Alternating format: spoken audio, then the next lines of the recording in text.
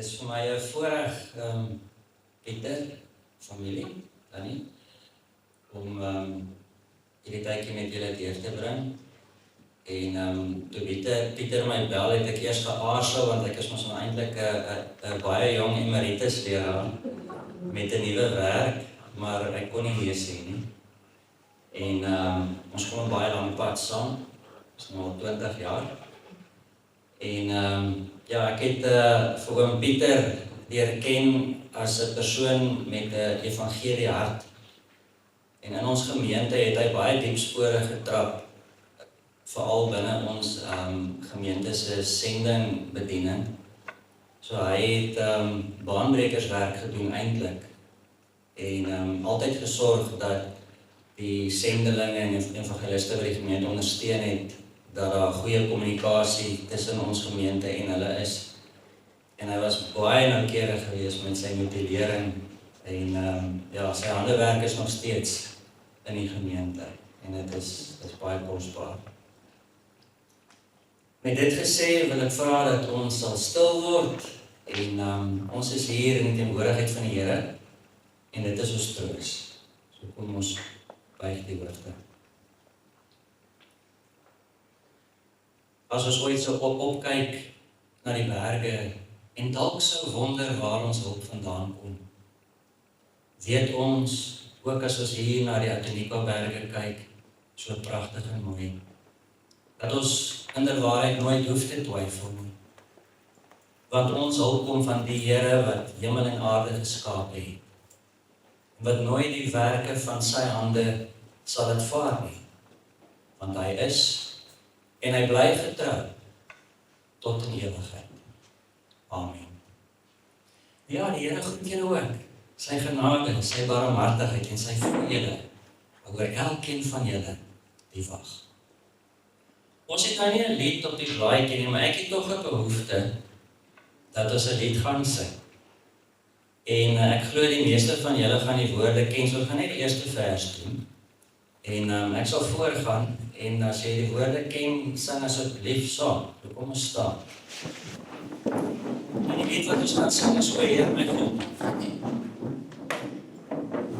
O Heer my God, as ek in eerbied word, en al die werke elke dag aanskou, die son en maan, die aarde, sterre, wolke, hoe U dit elke dag so onderhou, dan moet ek juig, my Redder en my God.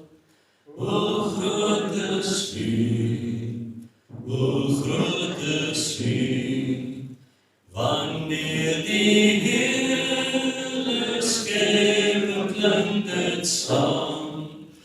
O heerlik Heer, U grote naam.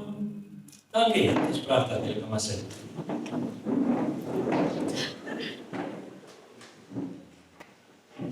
Nou ja, die familie se wens is dat ek vanmiddag vir julle 'n gedeelte gaan lees uit Jakobus hoofstuk 1. Aangrypende woorde. En Jakobus praat hier oor geloof en hy praat oor wysheid. En dan sê hy, beskou dit as 'n groot vreugde, my broers, en ek kan daarby voeg, susters, wanneer allerhande versoekinge julle oorval. Omdat julle weet dat, as julle geloof getoets word, dit volharding meebring. Maar julle volharding moet tot volledige ontwikkeling kom, sodat julle volmaak en sonder gebrek kan wees, en in geen opsig tekortskiet nie. As enige van julle wysheid kortkom, laat hy dit vra van God, wat aan almal gee, sonder voorbehoud en sonder verwyte. En dit sal aan hom gegee word.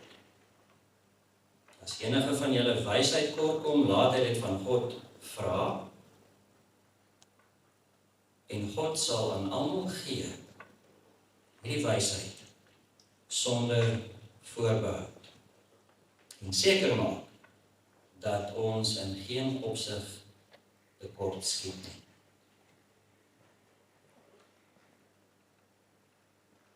Jakobus praat oor geloof, en dan koppel hy wysheid aan hierdie geloof. En mens kan nou vir jou, ons kan vra wat is geloof, en ons kan vra wat is wysheid. Nou, die Hebreërs skrywer gee vir ons nou 'n mooi definisie van geloof. Hy sê geloof is om vas te hou aan die hoop, aan dit wat ons nie kan sien nie.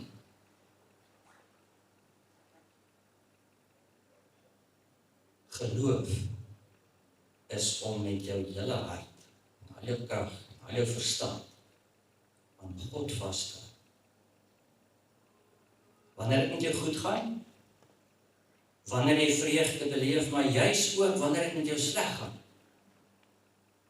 ook in tye van hartseer. Nou, doen dit my hart goed as ek nou so na julle kyk vanmiddag, dat daar's baie glimlagte. En dit doen my hart goed, want ons elkeen weet waar ons troos lê en waar ons hoop vandaan kom. En dit is natuurlik makliker om oor iemand te praat wat die Here geken het. Dit maak dit vir ons makliker, is dit nie?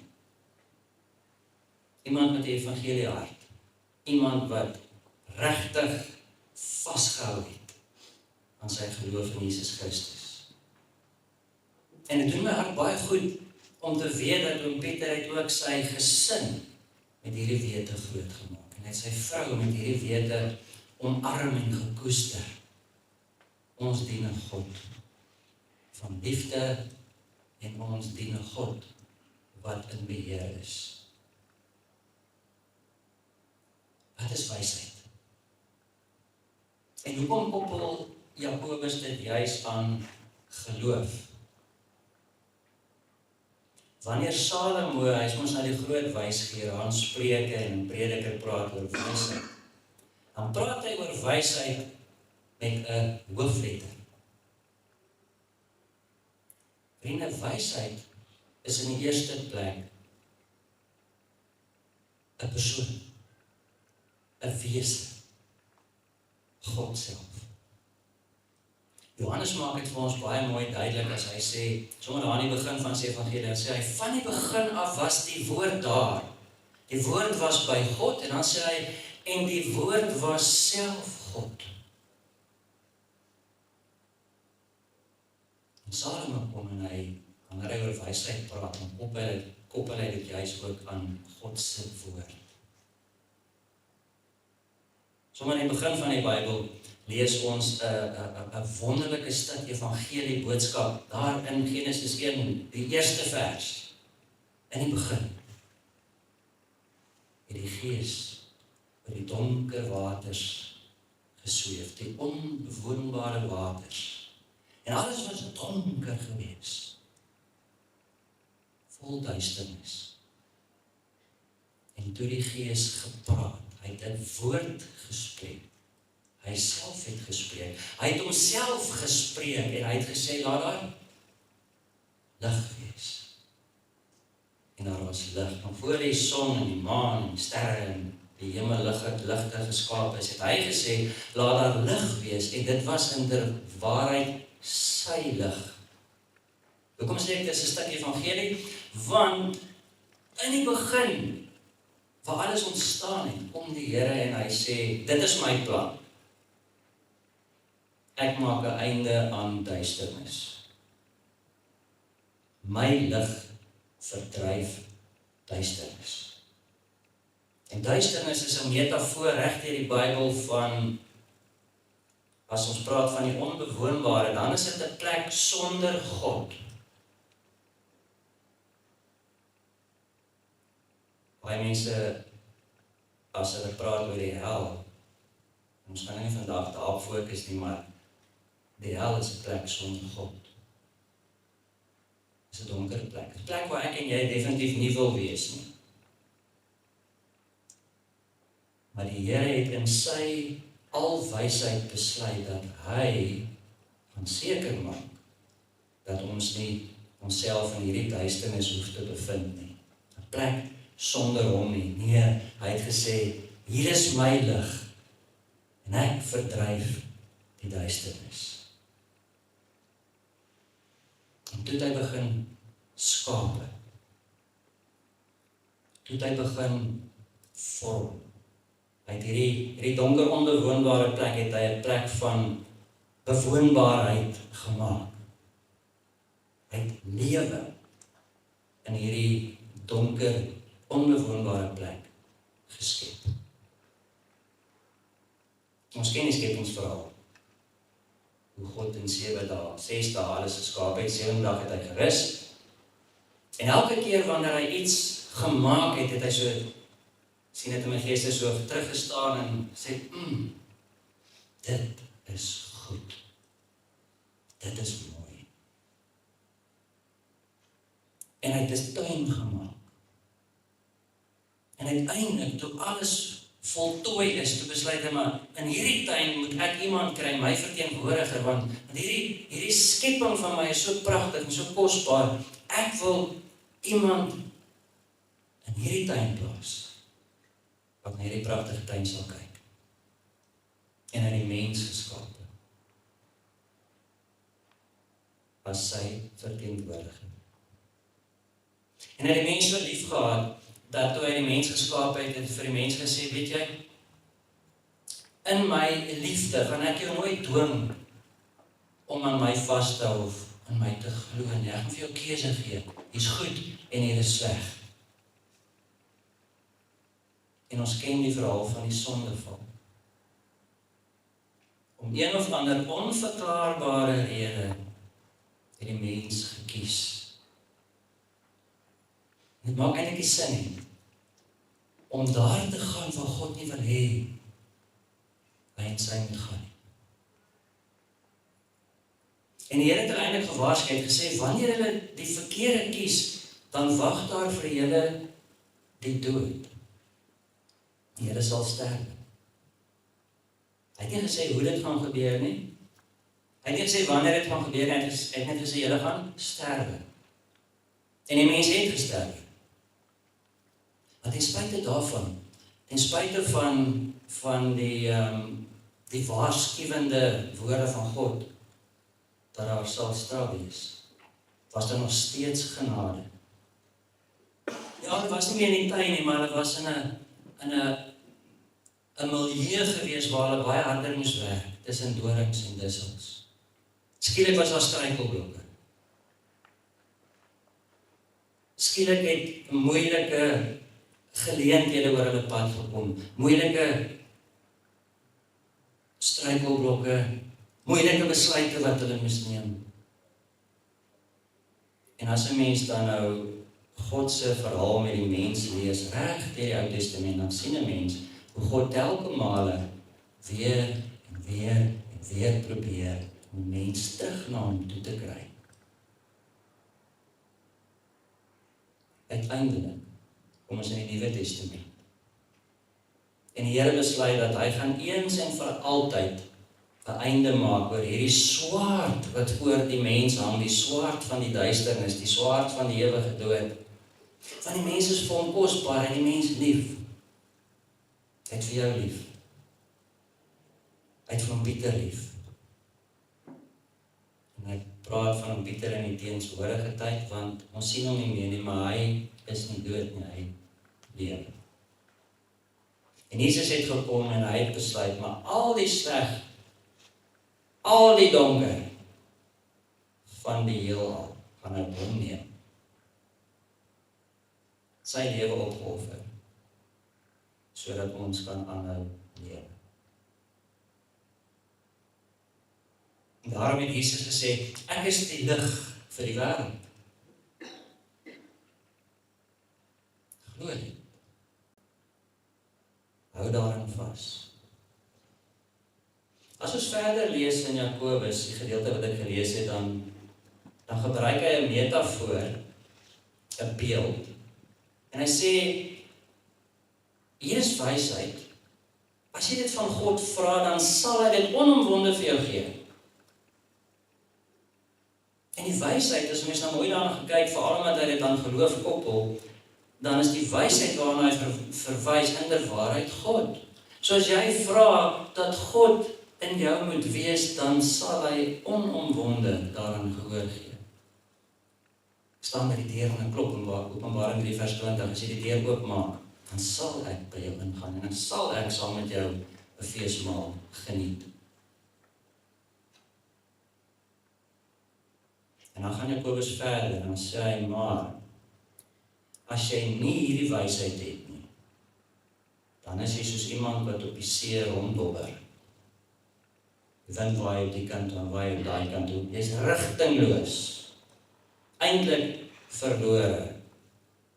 Wat 'n verskriklike plek moet dit nie wees nie as jy op 'n oop see is en jy het geen eindbestemming nie. Dan waai die wind jou soontoe en waai soontoe, maar daar's geen horison nie, daar's nie 'n land nie, daar's niks.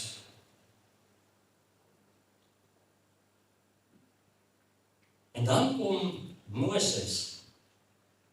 Hy het een van die psalms geskryf, Psalm 90. Eeue van tevore.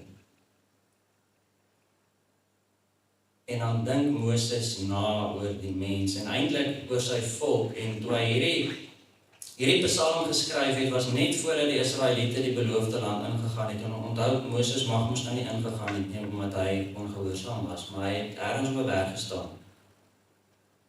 En hy begin dink. Ja, ons was 40 jaar in die woestyn. Mense is hier gebore, mense het hier dood gegaan. En 40 jaar is 'n lang tyd. En terwyl hy daaroor nadink, gaan lees Psalm 90, dan sê hy, maar inderwaarheid was dit geweldig kort. Hy sê die mens lewe maar 70 jaar, of is dit baie sterk is hy, word hy 80. Nou, vandag word ons ouer, want ons het nou balletjies so goed wat ons help. Maar nog steeds, as ons bo 80 kom, is dit 'n seëning van die Here. Ons hele lewe is 'n seëning, of ons nou 5 jaar oud word, of 80. Maar dan sê Moses hierdie volgende sin, en ek kan verstaan dat hy moes tog ook hartseer gewees het. As hy terugdink oor die tyd in die woestyn, en aan sy eie lewe, en hoe kort die lewe is, dan sê hy, die lewe is nie net kort nie, maar is nog vol swaar kry en leed ook. Moeilike goed, wat hy en die Israeliete moes deurgaan. En dan gebruik hy die volgende beeld, en dit sluit vir my nogals aan by Jakobus, wat praat oor die see, en hoe die wind 'n mens heen en weer laat ronddobber. Moses gebruik die beeld van gras. Hy sê mense leeftyd is soos gras, wat jy in die oggend sny, en dan lê die gras daar, die afgesny, en teen die middag is dit verdroog, en dan kom die wind, en hy waai die gras weg.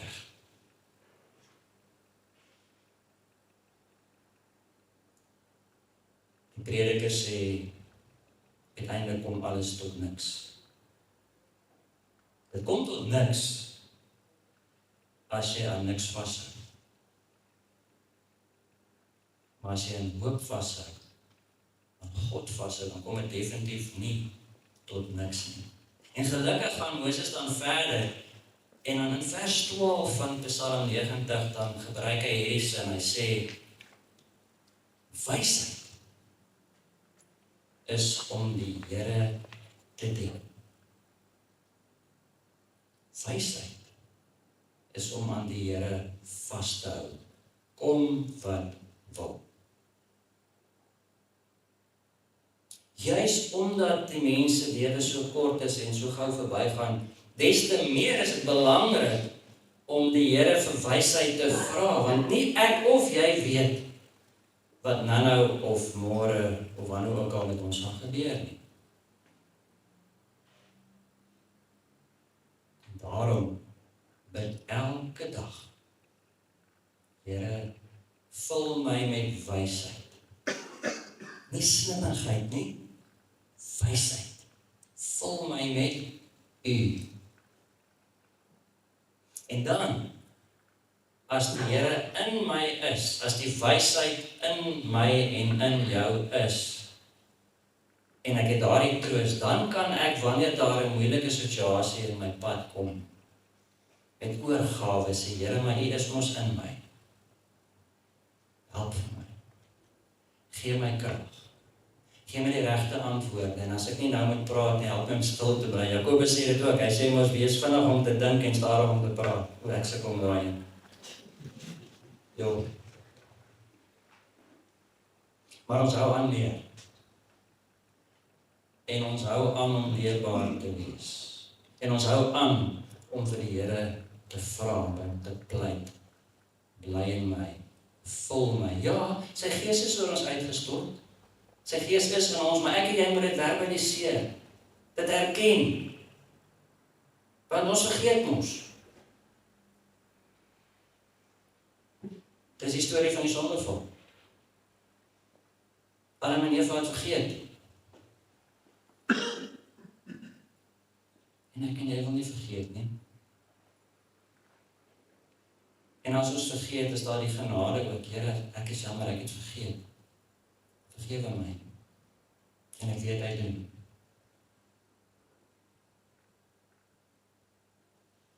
Want ek is sy kind. En jy is sy kind. En in Johannes 1 vers 9 sê, as ek my sondes bely, hy is getrou, en hy is regverdig, en hy reinig ons van alle ongeregtigheid. Alle ongeregtigheid. Hoekom? Want Jesus het vir alle ongeregtigheid gesterf. Ja, ons is baie lelike dinge in die wêreld. Dinge wat ons moedeloos maak, dinge wat ons nie verstaan. Maar jy en ek as gelowige, ons verstaan dat die Here, ten spyte van hoe donker dit nog in plekke van die wêreld lyk, ons verstaan dat die Here is in ons. Hy is by ons. Hoe beter hy dit verstaan? En dis dalk juist wat hom ook gedryf het, om die evangelie, seker te maak dat die evangelie nie net hier by ons is en bly nie, maar dat dit wêreldwyd sal versprei.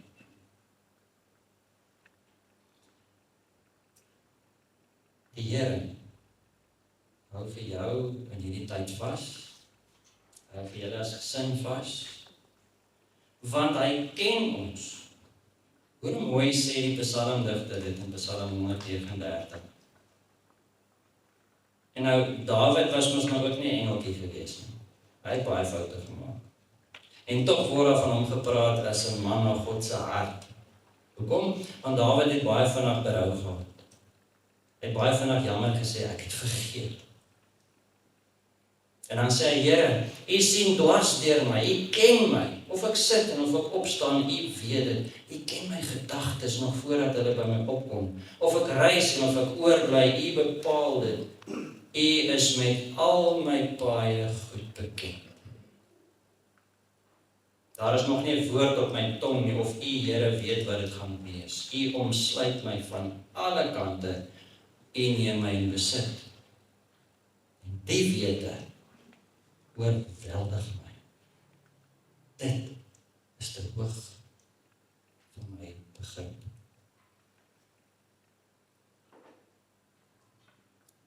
Daar's talle voorbeelde in die Bybel van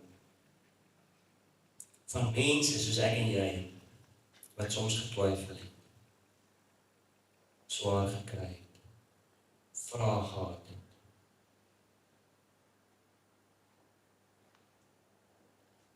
Maar hulle het aan God vasgehou. U ken my gedagtes, nog voordat hulle by my opkom. U omsluit my van alle kante, U neem my in besit. Die wete oorweldig my. Paulus is ook 'n goeie voorbeeld. Paulus, ons weet nie wat dit was wat hom gepla het nie, maar daar was 'n doring in sy vlees. En toe op 'n stadium raak dit vir hom so erg, dat hy gesê het, Here, asseblief, help my. En die Here antwoord hom, my genade is vir jou genoeg. En dan kan hy later in Romeine, kan hy dan bely, dit uitjubel en sê, dankie Here, want nou weet ek, geen dood of hoogte, of bose magte, of engele, of enige iets in die ganse heelal kan my van u liefde skei nie. En dan raak hy lyrisch oor die liefde, en hy skryf hierdie mooi, kom ons sê gedig in 1 Korintiërs 13. Ergens in daardie gedig oor die liefde, dan doen hy hierdie belydenis, hierdie erkentenis. Nou kyk ons in 'n dowwe spieël. Ja, ek verstaan nie die dorings wat soms in my vlees inkom, ek verstaan dit nie, ek verstaan nie hoekom sekere goed in my lewe gebeur nie, of in die wêreld gebeur nie, dit is soos 'n dowwe, raaiselagtige beeld, maar eendag sal ek alles helder sien, soos dit werklik is. Nou sien ons nie die aldag die volle werklikheid nie. Maar vriende, wanneer 'n gevoel van moedeloosheid jou sou oorweldig, jou in besit neem, onthou dit, dat dit is net tydelik. Ja, ook ons moeilike struikelblokke is tydelik. Ook dit is soos gras wat afgesny word en uiteindelik deur die wind weggewaai word. En baie van julle kan getuig in jou eie lewe dat hier sit ek nou en dan baie keer wonder ek, maar hoe het ek hier gekom? Bestaan ek gedink daar's nie 'n manier dat ek gaan vorentoe kan beweeg nie. Ek sien geen hoop nie en tog sit ek nou hier en ek kyk terug en dan dink ek op een of ander wonderbaarlike manier het ek daardeur gekom. Dis wonderbaarlik want dis die Here wat vir jou daardeur gedra het. Ook in tye toe jy of ek nie geweet het, maar nou weet ek eers wat om te bid nie. Ook daar help Paulus ons, dan sê hy, Here, wanneer ek nie weet wat of hoe om te bid nie, dan het ek hierdie troos in my, dan weet ek, U tree vir my in by die Vader, met versagtinge wat nie in woorde omskep of gesê kan word nie. Want U woord bly in my. Mag ek en jy hierin vas. Mag ek en jy oom Pieter onthou as iemand wat aan die woord vasgehou.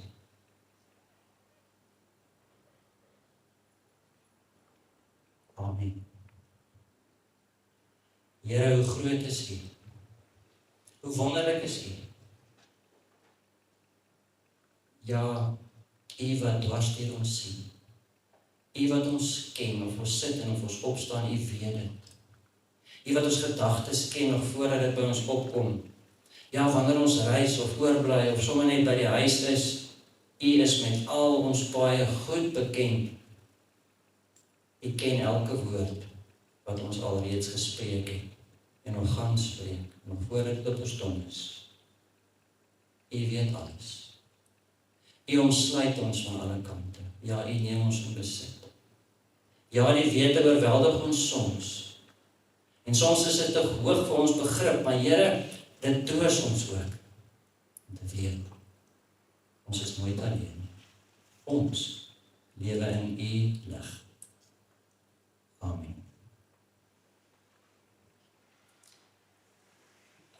Pieter, ek gee vir jou geleentheid.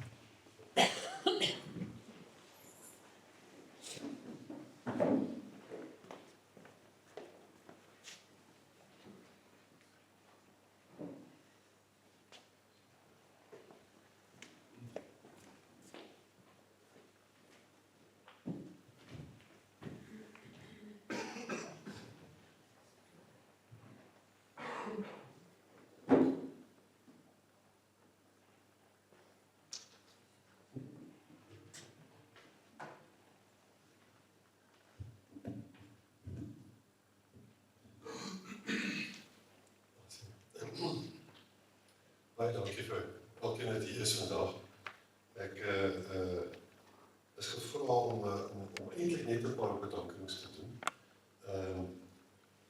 Mag in bericht om net so en oupa, grootjie en eggenoot te kan sien. Ons het die voorreg dat die voordeel om my pa te help. Hy het so 86 jaar, amper 85 jaar, op die aarde gewees, en so het natuurlijk ons die voorreg gehad om saam met hom net te doen. En ek sal vir papa altyd onthou, onder andere die volgende. Eers in sy geloof en het papa grootliks aan Steve gesê, ek dink sy voorbeeld is wat my redelik op die regte pad gehou het, en baie keer teruggebring het na die regte pad toe. En wanneer dit geld nodig was. Ek dink iemand met sulke rotsvaste geloof soos wat papa gehad het, is sekerlik 'n man op ons hart. Ek het toevallig Woensdag die stukkie gelees, waar die persoon sê, dankie dat ek nie my hoop op menslike bronne hoef te vestig nie, maar soos die psalmdigter, net op U alleen. En ek glo, dit was nogal 'n groot deel van my pa se lewensfilosofie. Die ander baie groot ding wat ek van my pa moet sê, is die voorbeeld wat vir ons almal was spesifiek in sy liefde vir ons ma. My kinders, wat al 3 vrouens is, het altyd gesê dat ons situasie. En selfs na hulle verlede jaar, al 60 jaar getrouwd was hy altyd die gentleman met ma. Met die hande vastgehou. En hy gehelp met alles in die huis. Hy het selfs verlede week ons ongoed gewas. Ek dink persoonlik in my boekies is dit, is daar als die ene werklike toewijding by daar gewees word. Ek hoop by skoonseens en al die jongmans wat hier so is, en op die internet luister, ek hoop hulle hoor mooi, of sien die voorbeeld raak. Dit is 'n goeie voorbeeld om te volg. Ek kan baie goed sê oor papa, maar dit dan nie te lank los nie, op besig hou nie, maar ek dink waar ek vandag sal stop, is by die wete, dat hy nou gelukkig is, by sy God, en van alweg by sy pa en ma en broer en ander familie. Ek moet eintlik bedank so, ek moet dalk eerstens hulle graag dankie sê aan almal wat ver gereis het, om hier te wees, dan is al van die familie wat ver gereis het. Dan ook baie dank aan die personeel by die critical care eenheid nommer 3 by die Neuromedikliniek, vir die besonder gevoelvolle wyse wat hulle sy laaste dag op aarde gemaak het. Dan baie dankie vir die mooie gevoelvolle wyse wat jy vandag hanteer het. Vooral ook van ons af in die wete dat jy ook die broer weer verhoor. Baie sterkte ook vir julle vir die pad vorentoe. Dan 'n besondere dankie aan almal, maar veral die groenglowers, wat ons ma so ongelooflik ondersteun het. Nee, nog van het hulle bly maar veral ook in hierdie tyd. Baie dankie. Dan kyk ek almal wat vandag hier is, en die laaste eer ook, ons pa kom bewys. Laastens wil ek dan ook dankie sê aan almal wat hierdie dag so besonders gemaak het, met al die reëlings, en al die goed wat gedoen moes word, en die verskeidenheid van mense wat vandag soveel gewerk en gesit het, ook om dit reg te kry. En dan die laaste, wil ek vir ma bedank. Vir almal se liefde, en ondersteuning en opoffering vir papa. Ons weet baie goed, dat dit baie moeilik was. En groot aanpassing so mama beteken. So van ons almal af, baie dankie. En rus wel lekker, en geniet die tyd vorentoe, en ook so die geleenthede wat voor. Dit is wat die eerste keer dat ek hierdie tipe boodskap moes leef, maar die eerste keer dat ek pas is, dat is van die familie. Ek is bitter trots as ek gevra om dit te doen, maar veral dat ek het ook dan wel vir hom kon doen. In die saal, aan die andere kant is 'n bietjie eet en drink goed, geniet asseblief ook die tyd hierna saam met ons, en ons familie. Baie dankie.